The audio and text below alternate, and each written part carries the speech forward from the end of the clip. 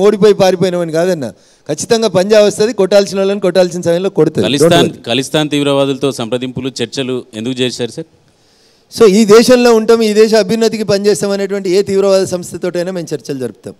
ఈ దేశం నుంచి విడిపోతాం, మా దేశం వేరు అనేటువంటి వాళ్ళతో ఎవరితో కూడా చర్చలు జరపడానికి భారత ప్రభుత్వం, భారతీయ జనతా పార్టీ నరేంద్రుడి నాయకత్వంలో సిద్ధంగా లేదు. ఇప్పుడు రైతులకు నల్ల చట్టాల మీద ప్రధానమంత్రి సాక్షాత్తు క్షమాపణలు చెప్పారు. రైతు ప్రతినిధులతోటి 10 సార్లు చర్చలు జరిపినాం. అవును, రైతుల గొంతమ్మ కోరికలు మేము తీర్చలేమని. మీరు ధర్నాలు చేసిన వాళ్ళనే పిలిచారు, చర్చలకు పిలిచారు. ఇప్పుడేమో ఖలిస్తాన్కు సంబంధించిన ఉగ్రవాదులు వాళ్ళు అని చెప్తారు. కాదన్న, మీకు తెలియదన్న మీడియాకి? అంటే నాకు తెలిసి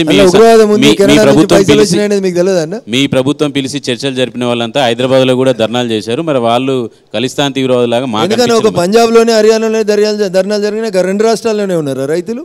భారత ప్రభుత్వం తెచ్చిన 3 చట్టాలు ఏవైతే వ్యవసాయ చట్టాలు ఉన్నాయో అవి ఓన్లీ పంజాబ్కి, హర్యానాకి వర్తిస్తాయి అన్న. తెలంగాణలో రైతులు లేరా? ఆంధ్రప్రదేశ్లో లేరా రైతులు?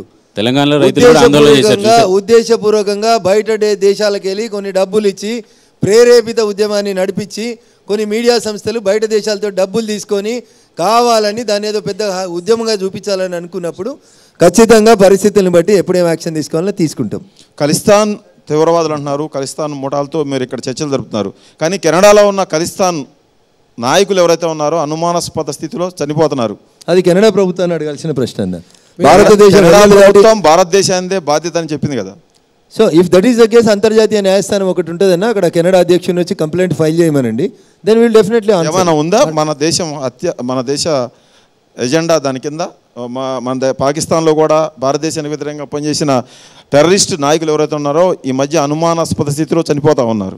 ఇప్పుడు తెలంగాణలో కానీ, ఆంధ్రప్రదేశ్లో కానీ, ఛత్తీస్గఢ్లో కానీ, భారతదేశంలో కానీ నక్సలిజం, పీపుల్స్ వార్ గ్రూపులు బాగా పనిచేస్తున్నప్పుడు అది నచ్చని వాళ్ళు కొంతమంది కూడా తుపాకులు పట్టుకొని వాళ్ళే కాల్ చేసుకుర్రన్న.